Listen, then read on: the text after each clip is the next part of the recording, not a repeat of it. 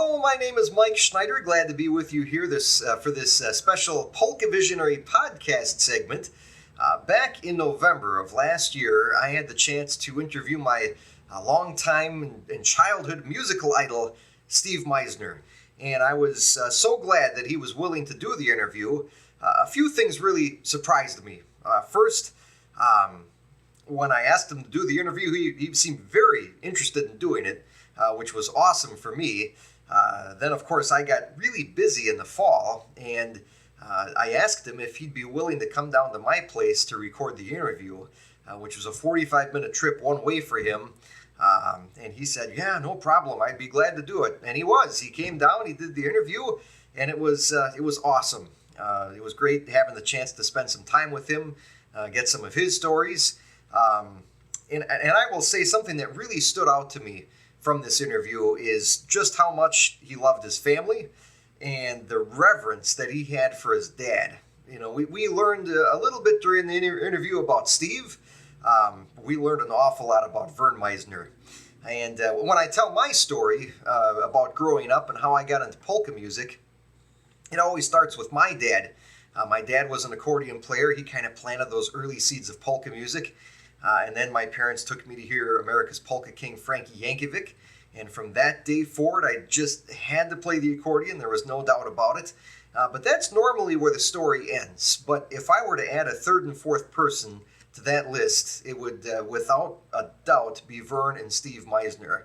And when I was maybe 8 or 9 years old, my parents took me to hear Steve Meisner play at the Northwest Polka Fest in Milwaukee, Wisconsin on 76th and Good Hope Road.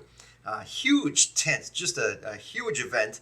And a funny story about that, there was another band on before him. Steve was a headline act, and another band was on before him, and they were passing the bottle around before the gig, or during the gig, actually. It's kind of funny to watch, but by the time Steve got there, he started bringing his stuff up on stage.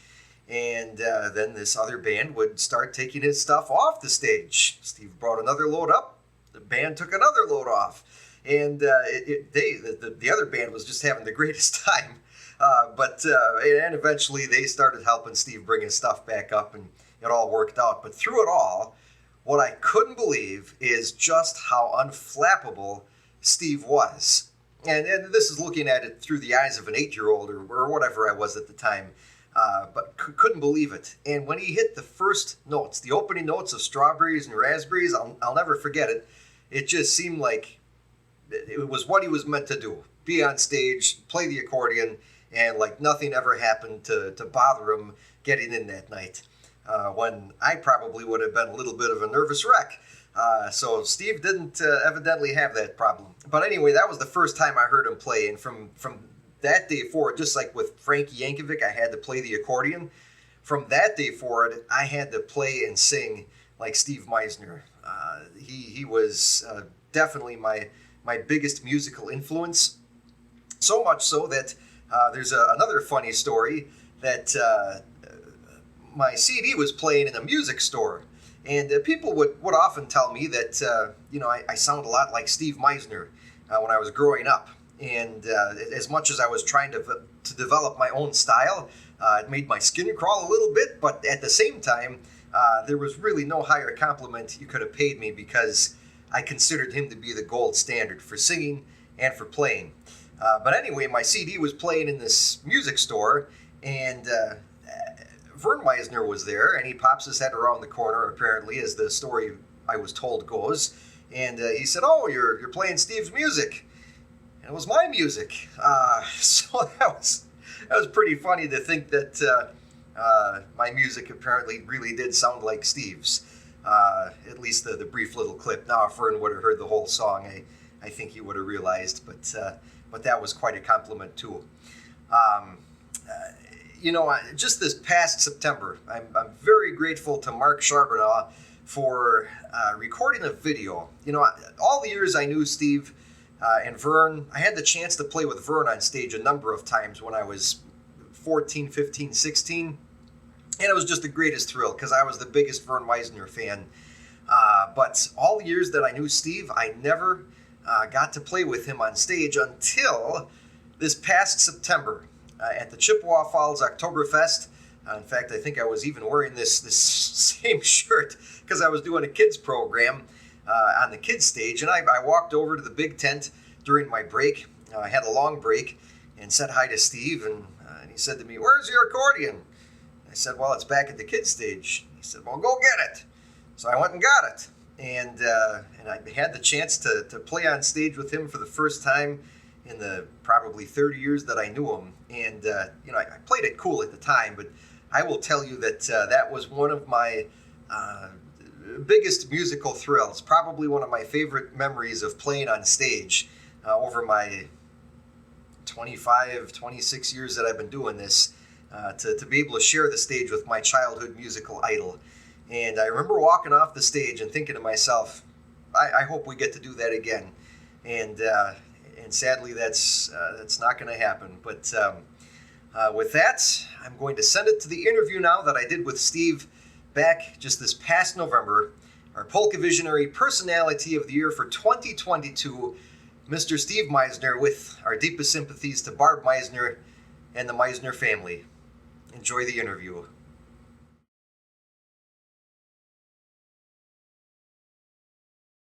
It's time for the introduction of this year's Polka Visionary Personality of the Year. Now here's your host, Mike Schneider, with a very special guest. Thank you, Jeremy. Our Polka Visionary Personality of the Year for 2022 has been playing music for more than 50 years. Along the way, our personality has earned all the awards you'd expect from a profession that has spanned more than 4 decades, including Vocalist of the Year, in spite of an early proclamation by Kenny Bass. More on that later. This year's Personality of the Year is also a Lifetime Achiever in the National Cleveland Style and International Polka Association Halls of Fame, honors that he shares with his father. My fellow Polka Visionaries, it is my privilege to introduce this year's Polka Visionary Personality of the Year, someone who perhaps left a bigger mark on my music than just about anyone, Mr. Steve Meisner. And Steve, my first question for you is, how did you get your start in polka music? When I was as young as I can remember, seeing my dad play, and that's all I ever wanted to do. When I was 5, Grandma Velma was babysitting for my brother Dan and I, and she would let us go up into her attic and play up in the attic. And she was, I don't want to say she was a hoarder, but she had a lot of stuff up in the attic. And so after coffee and Oreos, because that's what she would give us, then she let us go play in the attic.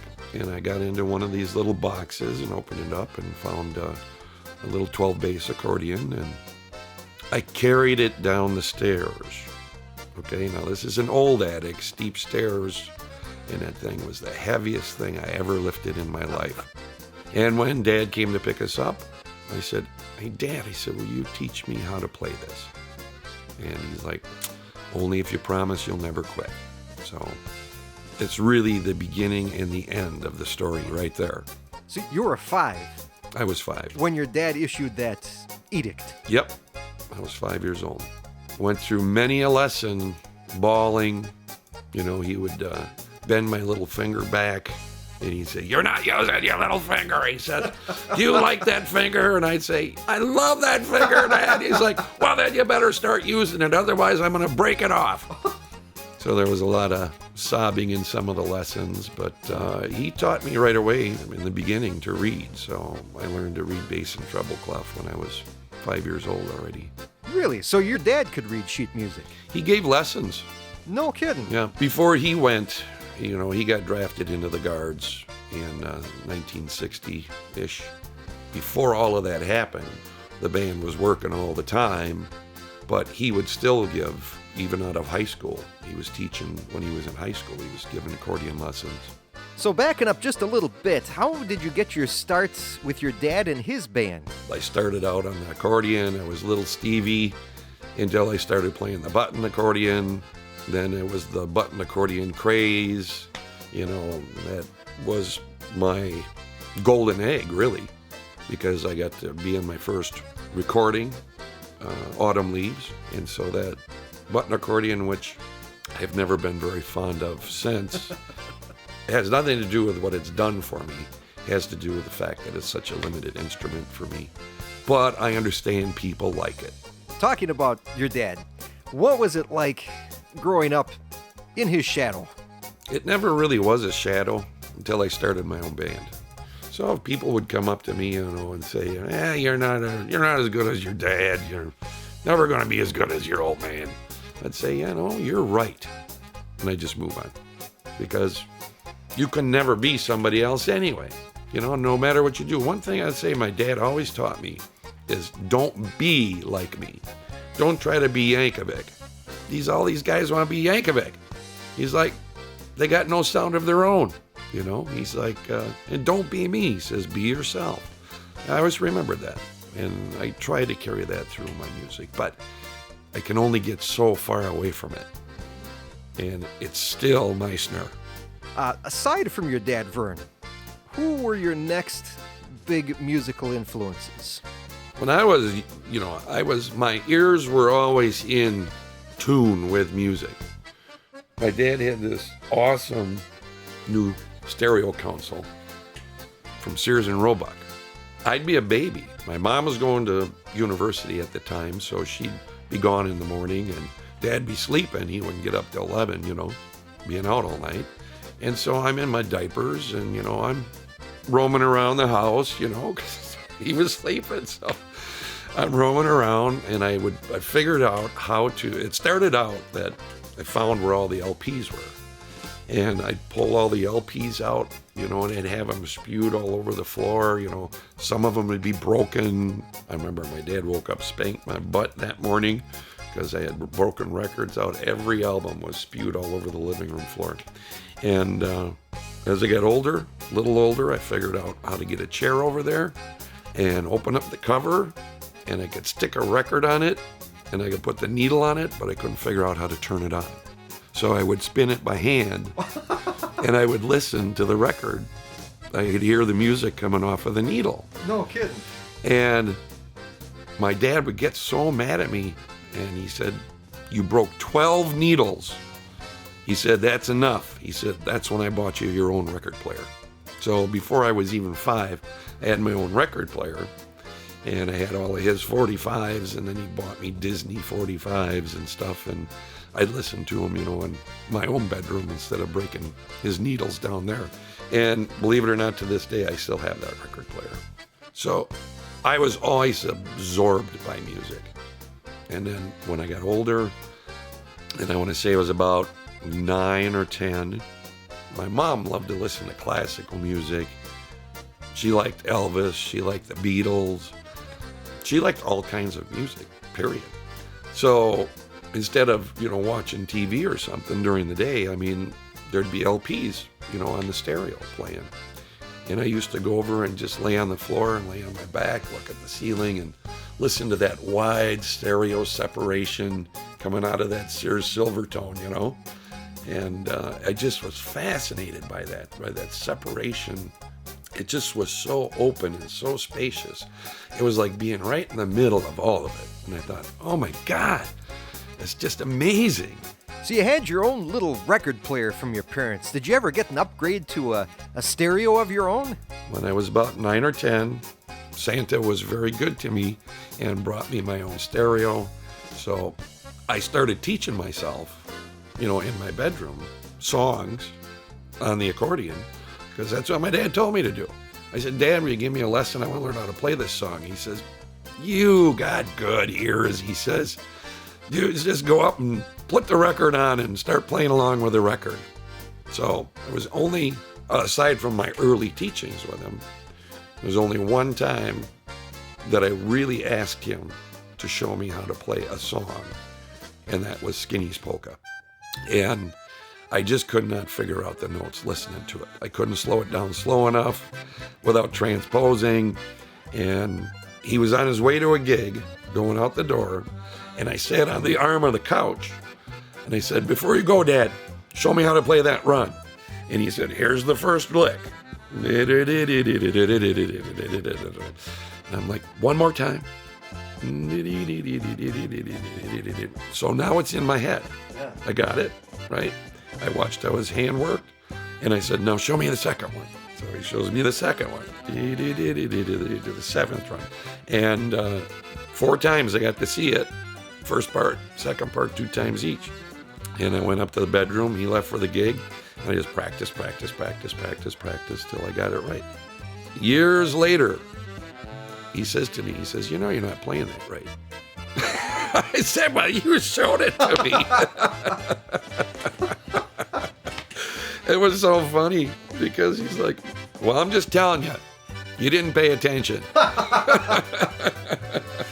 So, I mean, that's all I did. I was in music all the time. I was in, school band. I started playing trumpet first. When I got to high school, we won state competitions. And when it came to sight reading in the state competitions, Walter Rich was my fellow tuba player. He was an awesome sight reader. I said to him, Walter, I'm not going to play a note through this sight reading thing. I said, I'm depending on you to carry us both through this. And he did. Wow. I didn't blow a note through it. State champions. Well, this might be as good a spot as any to take a quick musical break. You know, Steve, if your dad thought you butchered Skinny's Polka, I hope he never heard this. My own version of Skinny's Polka from 1997, Tom Brusky's Polka Sound Potpourri CD. Here on my dad's year-end review.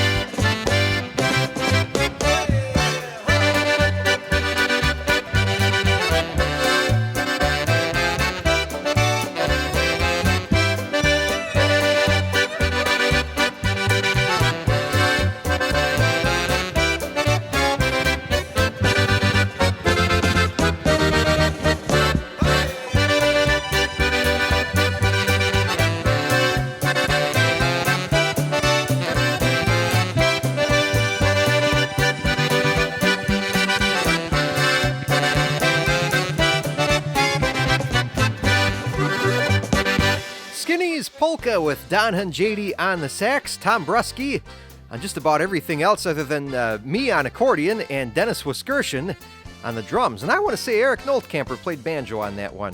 Again, from Tom Brusky's Polka Sound Potpourri album, Skinny's Polka. Talking with this year's Polka Visionary Personality of the Year, Steve Meisner. And Steve, was there ever a time when you weren't playing the accordion? When I was, I want to say, 11 years old, well, my accordion was stolen when I was 9. It was stolen. Dad was playing at Waverly Beach in Beloit, and They were in the bar, the car was loaded. Somebody broke into the back window of the wagon and stole my accordion and my Uncle Bill's camera. So for a year, almost 2 years, I didn't have an accordion. So during that period, as I was outside playing football, I was watching, men land on the moon, and I'm like, well, maybe I want to be an astronaut.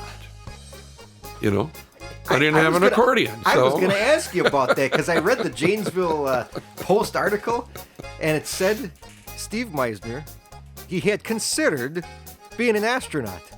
So how did that come about?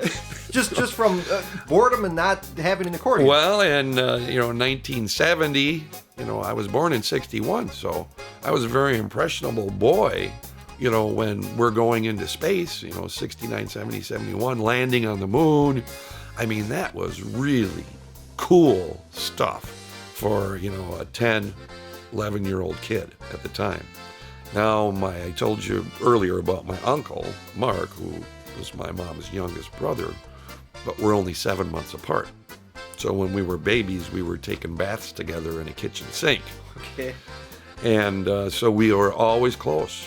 We used to go out and sit in lawn chairs. We'd sneak out after everybody's sleeping, and we get lawn chairs and we go sit out and, watch the night sky and watch for things to pass across the sky, satellites.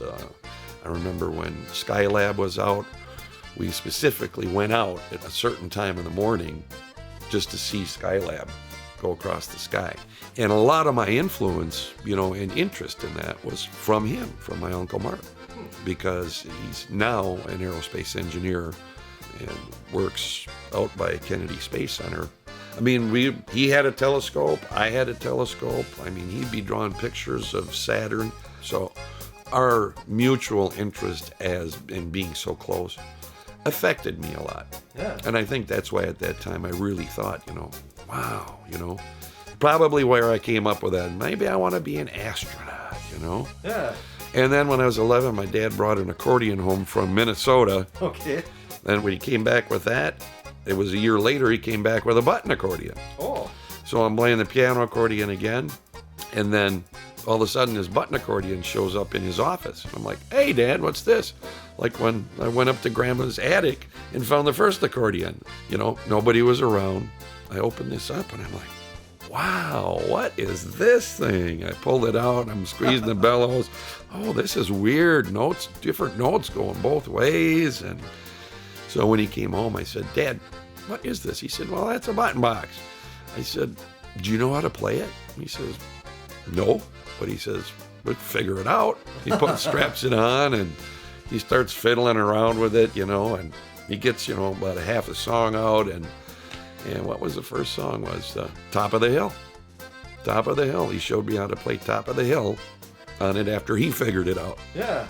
And then the rest of that story's history then too, because it was after that I was showing him how to play songs. And also when I was 12, that's when I talked my mom into buying me a bass guitar that was at this rummage sale block down the street. And she said, no, you're not. And said, what does your dad think? And my dad's like, what do you want with that? You got an accordion. He said, learn how to play one thing. He says, nobody likes a jack of all trades and a master of none. But guess what? Santa Claus brought me for Christmas that bass guitar from the rummage sale, which I think was like $15 or something, But so during the button box era, when I'm 13, 14, I'm a featured artist. I get on stage once or twice a night, and I get to play 3 songs. And so I get home and I'm like, how do I get into the band and play the whole gig, And so, of course, Al Christian was playing with Dad at the time. And Al would let me come up and sit in on the bass. And I would sit there all night long and I would watch Al. Eventually, I'm 15, and Al says to Dad, you really don't need me to play the bass anymore in the band because the kid's really good. Dad never asked him to leave. He just said, you should start giving the kids some of the gigs. And so that's when I started playing steady with Dad. After that, I was playing all the bass gigs. but that's how I got into the band, was playing the bass. So do you think your left hand on the accordion, do you attribute that more to your days playing bass or more to just how well you listen and how good your ear is? The one thing that, and I'll say this even about my dad, my dad's left hand was an awesome left hand, and people would just rave about his left hand. But he always played it, did those solo recordings and always playing his left hand, even though he was that good at his left hand. And, he always was very much a stickler about playing your left hand.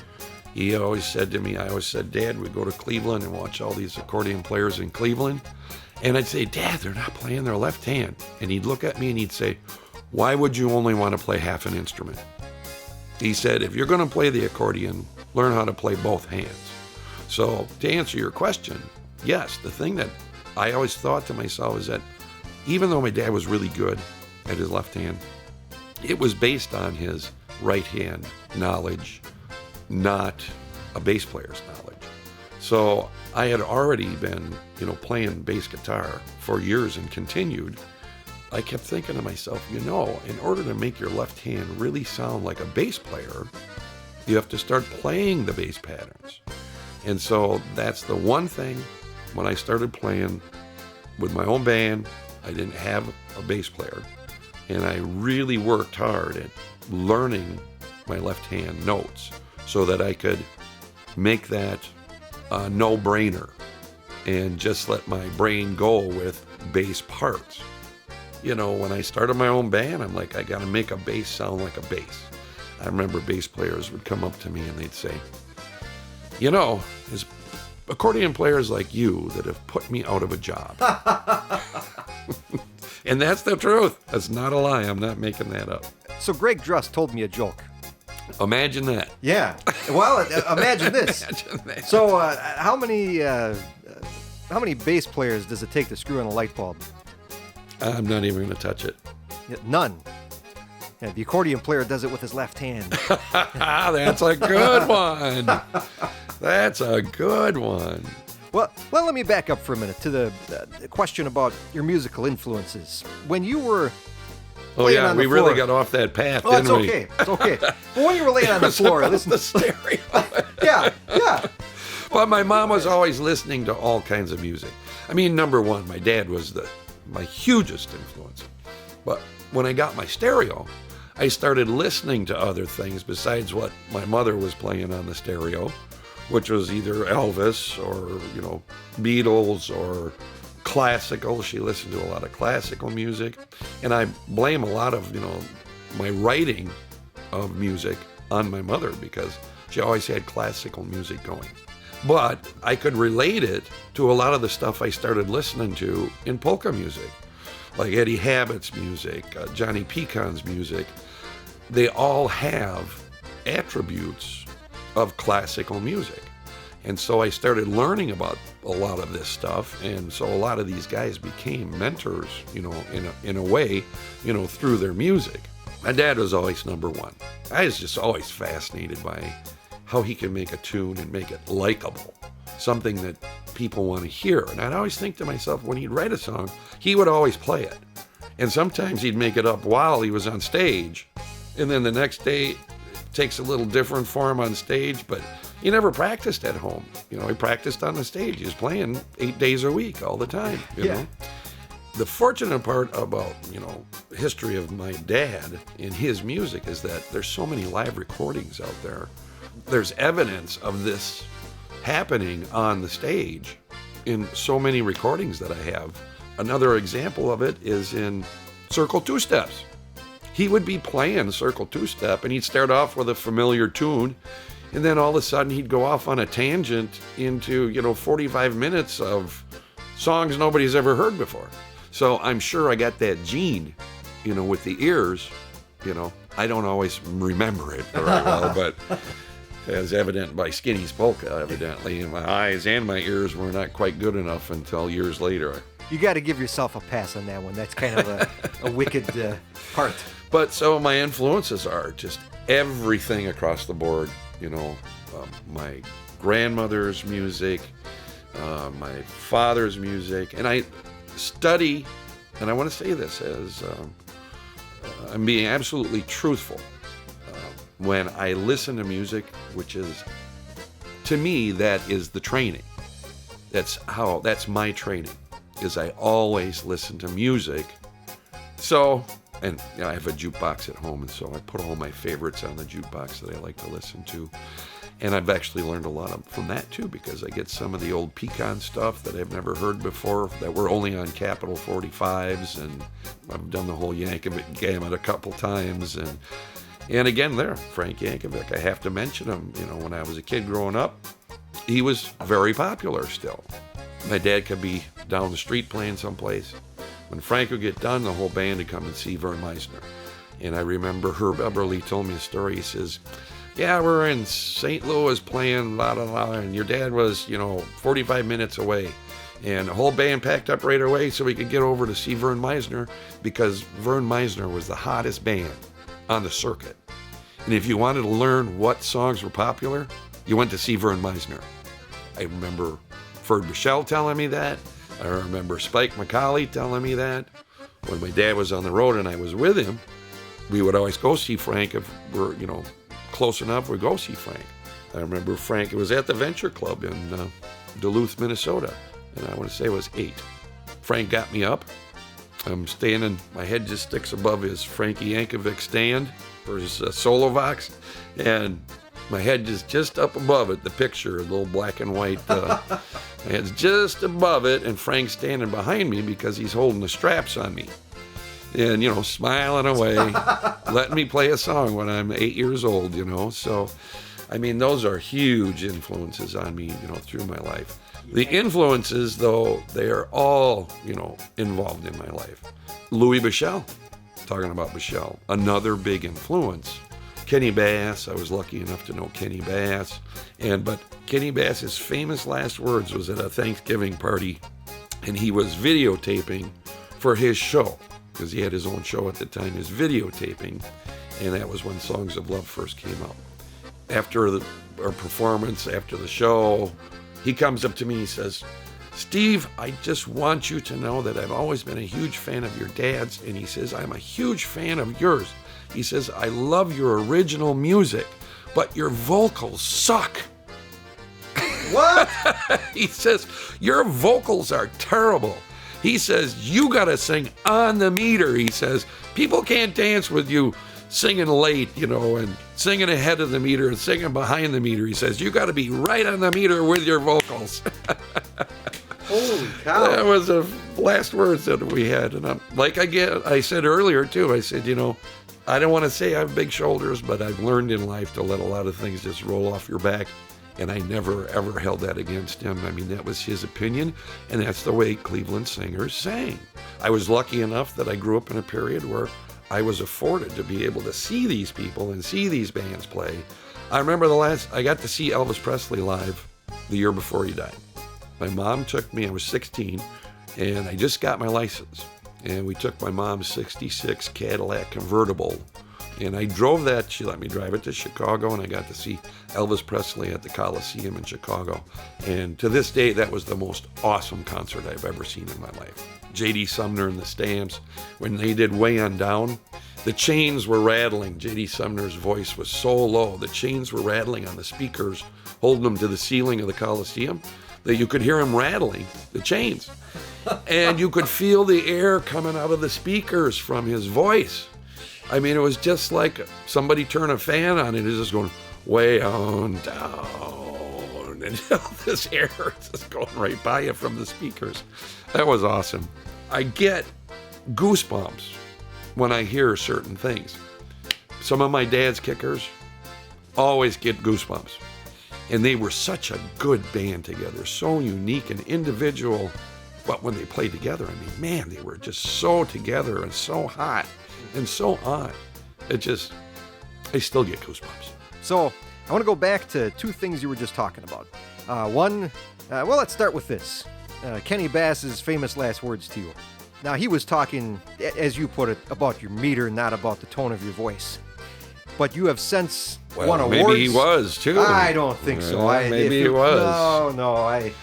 People that hear my voice now and hear the old recording say, "Is that you?" Yeah. Oh, it's different. I mean, but you were always, in my opinion, like the gold standard of singing. Why, thank you. You're welcome. Where did you get that singing style from? Who were your vocal influences? Well, number one, Vern Meisner. Number two, Gene Tebow, Joey Miskulin. But I could never, repeat any of that. I sing me and that's it. When I was young, I would sing more like my dad, and that's where I learned a lot of my phrasings. Then as I got older, and started listening to other kinds of music, like Elvis. But by the time Elvis had passed, I was already moving on to doing a lot of the country stuff in the 80s, and so I'm listening to the country singers. But I was never happy with my voice, and it wasn't until I really spent a lot of time listening to Sinatra and his phrasings and his control. I really spent a lot of time practicing just breath control. Not singing, just breath control. Naturally, with the accordion on, perfect for your diaphragm because the weight is always on your diaphragm. So if you take a big breath of air and control that, you always have the diaphragm of air there. So when I go into the studio and I'd sing without an accordion, it would really mess with my diaphragm air. The other question I wanted to follow up on was, you talked a lot about your dad's songwriting process, but you have written some really thought-provoking melodies, like Binge Band Polka, Sailor Song, I Hate You for that one, by the way, the second part, or Meisner Magic. Very, very different songs, each respectively. How does your songwriting process start? I want to say that Meisner Magic, the second part came before the first, practicing. Okay, yeah, I could see that. I was practicing just doing runs and arpeggios, and all of a sudden this just kind of fell into my head while I was practicing, and I'm like, oh, well, that's kind of cool, and it doesn't sound like anything I've heard before either. And that was always the thing, because my dad always, ingrained in my head, don't be anybody else, don't make your song sound like anybody else. And there's another story. Years later, he came back and said to me, he said, Steve, your songs are way too complicated. They're never going to be a hit. He said, if they can't whistle or hum it, they're never going to remember it. And that's the kind of songs he would write. Yeah. Ones you could hum and whistle. And that's why his were, such a hit all the time, like El Rio Drive, I said to him when after he wrote that song, I said, Dad, that's the dumbest song I ever heard before. I said, I hate it. He said, you just watch, kid. That's going to be a big, big hit. Wow. He called that one. He did. He called it. But anyway, Meisner Magic, the second part came first. And after we'd get done playing gigs in Milwaukee, we'd go over to the basement of the Jonas Cleaners and we'd have jam sessions. That's when this first part came along. And I got this idea, of course, we were drinking. I got this idea for this melody. I taught the second part of it to Scott Kane. We started working on the harmony part. And I still didn't have the first part quite ready yet. And then we get together another time, and I had more of that first part developed. And I said, well, now all we need is a name for this thing. And it was either Scott Kane or Bob Jonas came out and said, I think it should be called the Preston Blessed Polka. At the time, Scott Kane was studying to be a minister. And his dad was a minister. And we're in the basement of the Cleaners. Oh, my. And so the original name of the song was the Preston Blessed Polka. So after, when Dad and I started working on Meisner Magic, he was still living on El Rio Drive at the time. And I remember he was sitting in his sun chair, sitting out in the sun. He says, I'm trying to think of names. I think what we're going to do is we're going to take your new polka and we're going to change the name, and it'll be the title track for the album, and we're going to call it Meisner Magic. I had another one that I wrote when we were going to Holland and playing with the All-Star Band in Holland. We're drinking in the hotel room, and I pull the music out because I thought of this song when Dad and I were driving back from Jessup, Maryland. We just played at Blobbs Park. And I started getting these ideas for this song, and so I'm writing this stuff down. And I wrote out this whole song. I went to Holland, I pulled it out, and I'm singing it for the guys, and it was like a swing tune. And the guys were like, "Oh, that's awesome, Steve. When are you going to record it?" I have no idea what happened to that song. I don't know where it is. I couldn't tell you how it went. You know, like I said, my dad had like a photographic memory. I mean, he'd remember everything. He'd write songs, you know, in his sleep and remember them in the morning. Or he'd stay up all night and just write them, like Michelle Waltz. I woke up, get up to go to school at 7 o'clock in the morning, and I come down the stairs. Here's Dad sprawled sitting in the couch with the accordion all spread out. "Steve, come here." He was up drinking, you know. "Steve, come here. Listen to this." He was going that day to Kuka, to Kirstein Studios, to record it. That was that day? He had to write the words. He stayed up all night to write the words for the song. And so he plays the song, you know, Michelle Waltz, and I'm like, "Well, nice, Dad. Sounds good." I eat my breakfast, go to school. And I just never forget that picture in my head of him sprawled out all over the couch, you know, still playing. 7 o'clock in the morning, he was up all night. So a lot of these songs, I mean, they just pop into your head, and, you know, if you don't do something with them, you lose them. And so early on, I mean, I was trying to pay attention, but I had this song, my brother Dan wrote the words to Springtime in Love. I started playing this thing, and it was intended to be more of a Tyrolean type deal with yodeling in it. And so I played it for Denny Anderson. I made him sit up and listen to me play it in the hotel room one night. And I'm like, "Okay, start yodeling." Dee-dee-dee. And I kept playing this thing over and over and over. Dee-dee-dee, dee-dee-dee. He's like, "That does not sound Tyrolean at all, Steve. It sounds French." So when I went to my brother Dan, I said, "Dan, I want you to write some words for this." I sent it to him, and I said, "I'm thinking, you know, like this Tyrolean thing, you know." And so the first whole set of words that he sent to me was really more based on a whole Tyrolean European setting, atmosphere. And Denny kept bugging me. He said, "It is not Tyrolean at all. This is a French feelings waltz." And so I went back to Dan. I said, "What do you think about it being French?" He's like, "I didn't want to hurt your feelings, Steve, but it doesn't feel Tyrolean at all, and I don't like any of those words that I wrote out anyway." So he went back to the drawing board, and then we came up with the Springtime in Love, which was French, you know, related around being in France and the Eiffel Tower, and about a couple, you know, in love in spring. You know, and that was the other thing. I'm always trying to write something that doesn't sound like something I've already heard, which my dad would disagree with. You know, he would say, "You know, there's nothing wrong. If they've heard it before, they'll hum it again," you know. So I always try to make my songs melodic. I always try to make the songs different to listen to, but yet, you know, out of the box, but not too far out of the box that it doesn't make sense. Well, tell you what, let's play the song now that's turned French from Tyrolean origins. Springtime in Love. Steve Meisner, our 2022 Polka Visionary Personality of the Year. Here on my dad's year-end review.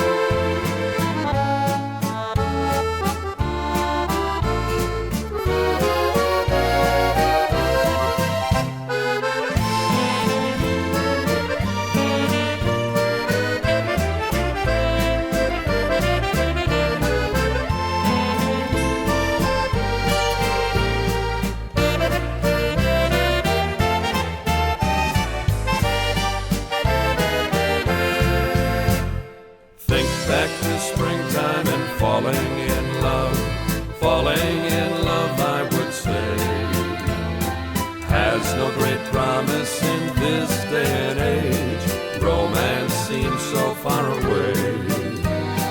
Guys keep insisting to never grow up. Girls sit and wait for that day. Back in our prime, but we wasted no time, letting our love lead the way. We were young, so carefree, in a town where love is grand, at Queen of Hearts' command, lost in old gay Paris. That's where lovers kiss. On Eiffel you will see them, the blossoms of springtime in love.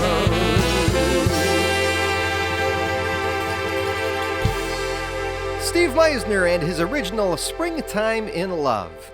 And Steve, as we wind down our interview today, my customary final question is, what do you see for the future of polka music? I've always been optimistic. I mean, you have to be optimistic. I mean, from the time I first started my band, you know, that year, my first gig was May 19th, 1979 for the Gemütlichkeit Mayball. And I probably didn't have another gig for a month. And my mom kept saying, you know, since you quit school, you have to pay rent. I want $200 a month. And you're not going to use my telephone anymore. You're going to get your own number and your own telephone line. Because if you're going to be booking gigs, you're not going to be using my telephone to make your money. But anyway, you know, that's the way it goes. And I remember when Jay Broderson in the 80s was saying, I give it 20 years. There's going to be no polka music anywhere in 20 years. There's going to be no way you're going to be in business, Steve. I said, oh, come on, Jay, quit being such a naysayer. I still feel the same. You know, the business has all changed. And it isn't what it used to be. But you know what? Country music isn't what it used to be, that business. You know, there isn't any music business that is what it used to be. And a lot of that has to do with society and being social. And, you know, the generation when I was growing up was used to going out to dances and clubs and shows. And so it's not just polka music. And so I could see that. Even when Jay was saying this back in the 80s, I said, he's like, by 2000, Steve, he said, there's not going to be anything left. Well, for you, for me, and for polka fans everywhere, thank God he was wrong. Steve Meisner, congratulations again on being this year's Polka Visionary Personality of the Year. Oh, wow. Yes. Holy cow. Thank you for joining us. Thank you, Mike. Thank you, Steve. Awesome. Merry Christmas. Merry Christmas to you, Steve, and thanks again for being this year's Polka Visionary Personality of the Year. You know, I couldn't possibly end this interview without playing the Meisner Magic right here on the Mike Schneider Band Year in Review.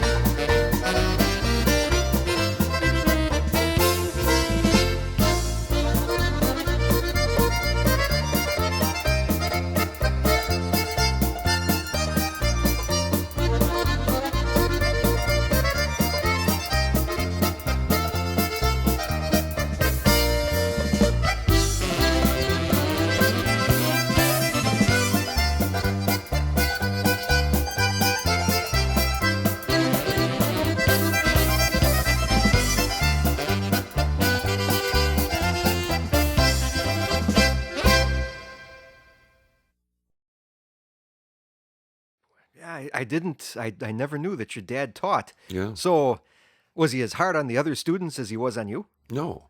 I actually, when I was like, I don't know, maybe 12, 13, people would still come over. But instead of, having, it was more of like a visit than it was a lesson. But they would all come over and, say, I remember Dan Andreessen would come to the house. He would call Dad up ahead of time, say, Vern, can I come over and get a lesson? And he'd say, bring a 6-pack of beer with you. And so it was more like Dan would be playing something and he would just show him how it goes. And other people, there was always people at our house. I remember Georgie Cook coming. There was always people stopping at our house. And I mean, I was already, playing the accordion and listening to the records, So a lot of these people, I didn't always know who they were, but a lot of them I did, just from the records. Is there anybody you go back and think to yourself, I met that person and I wish I would have known them at the time? Not as much. Once I knew who they were later, I'm like, I know who that is. I've already met that person. Because every time somebody would come over, Dad would make me get my accordion out and play it for him. So, I mean, all these people knew who I was. But a lot of people from Chicago would come up because Dad played Lake Lawn Lodge 14 years in a row, 90 days a season. So he would do Monday through Saturday at Lake Lawn, and then he would go play 1 or 2 polka gigs on Sunday. And sometimes he would do solos at the teepee bar outside with his electric drummer and Cordavox, and then come in and do the show 9 to 1 on the patio, unless it was raining with the band. When they started doing Lake Lawn Lodge, it was a 6-piece band. I remember Mel Hagee took pictures out there, and this would be around the strolling period, around 66-ish, 67, 68. And they had 6 guys on the patio outside. So Scratch would be playing trumpet, and Bill Hageman on the sax, and Carl, and Dick, and then Paulie. But it could have been also on the bass, could have been Bob Belanger yet on the bass, because Bob was still on and off with the band then. People, though, that would come there because it was a resort, and a very famous resort. So these people would come up, and other musicians, they would come up during the week because he was playing Monday through Saturday. And they would come up and they would be outside on the patio. And I remember they had these awesome tiki lamps all around the patio, a big dance floor in the middle. And celebrities would come in all the time. I remember sitting on Dad's Leslie one night. I'm looking over to the right there, and Dad makes an announcement. We have Les Paul and Mary Ford here tonight. So, yeah, they'd come from all over to see him, musicians all the time. And a lot of times they'd stop at our house during the day. So the way Dad was, my mom and Dad were very inviting all the time. People would drive in from Pennsylvania. I mean, all of a sudden people would be showing up in the driveway. I'd be outside, playing in the yard, People are always pulling in the driveway, and Mom would put the coffee on and Dad would get a beer. That was what I grew up with, people all the time, and musicians. And Kurt Anderson lived with us for a year during that Polka Arena period. And that was Denny's brother. Denny's brother, yeah. He lived with us for a year. I remember one time my dad got mad at him and said, go to the store and buy a gallon of milk. All you do is eat the food and drink all the milk. There's no milk for the kids. He even went camping with us on our family vacation one year.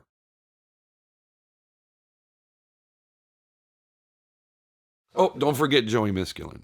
He's the one that told me, I said to Joey when I was probably about 19 or so, I said, Joey, tell me how I can practice to learn those fills, He said, well, just learn your scales. And he said, find a musician or someone that you like in jazz music, and listen to their scales and what they use for, comps and fills. And he said, just practice them. And so that's what I did. He didn't show me anything, but he told me how to do it, and how to learn it. He loved Woody Herman. So Joey says, I used to practice with Woody Herman's clarinet parts all the time. And that's where I learned a lot of my fill fill licks. And mine, a lot of my influences in fill and comp came from like Sinatra and listening to those players play, because I've always been a Sinatra fan. I just read an article about practicing, about being a good musician. Good musicians practice 10,000 hours, and that's the rule of thumb. I will say that my dad told me, he said, if you don't practice, you're never going to be any good. And so when I decided that I was going to do music for a living around 16, I mean, I would practice 8 hours a day, and he told me, he says, you're not going to get anywhere unless you practice 8 hours a day. And so I did. Whenever I had the opportunity to practice, I practiced all the time. But this article was saying that, I even practice on holidays. I practice, family gets together. When the family leaves, then I go practice for an hour, I've never been that kind of a practicer. I will say, I really worked at it when I was young. To me, practice was work. It wasn't something that I just unconsciously wanted to do. I mean, it was hard. It was hard to work at it and keep yourself going all the time and learning something new. And now I don't practice unless I'm getting paid. Which isn't saying much because, but at least I'm getting paid for it. Yeah.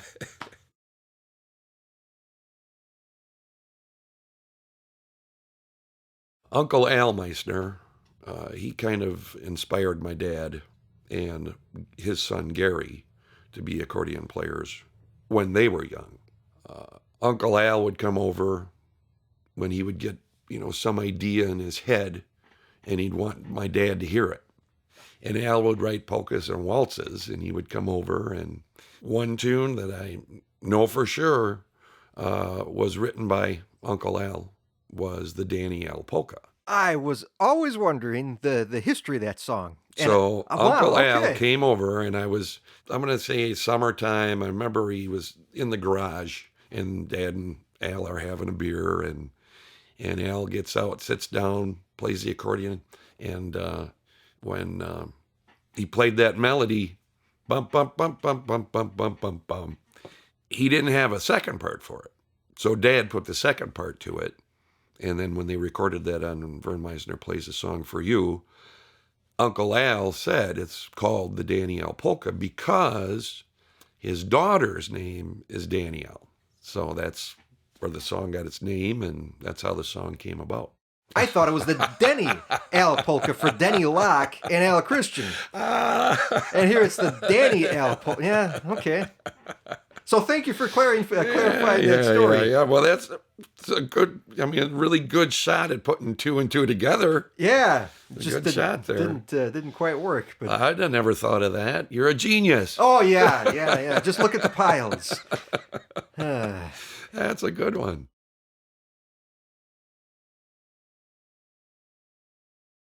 And of course, I remember circle two steps. My dad would play hour-long circle two steps, and my dad's grandpa, when Dad was too young to get into bars, they would take him to the dances so he could get in and play. Even older in life, Grandpa Weir lived to 92. The Weirs had the last blacksmith shop in Whitewater. He had a brother, older brother, and then his dad.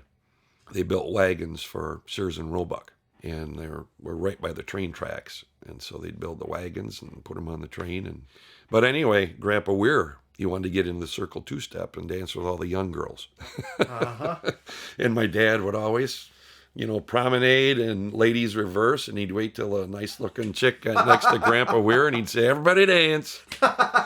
And Grandpa Weir would be smiling from ear to ear. I remember watching that as I was a kid.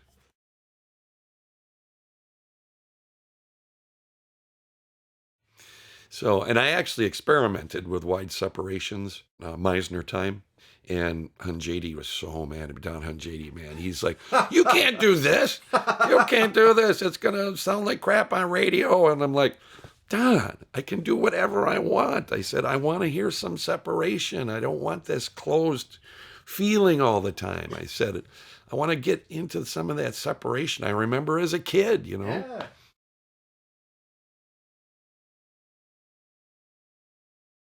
He did that one time to learn how to play the harmonica for the intro for Another Waltz with You.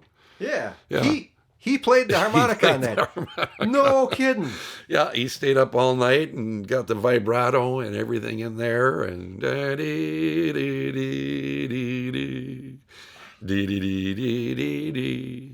Yep, he did that. I would have never Stayed up guessed all that was night. him.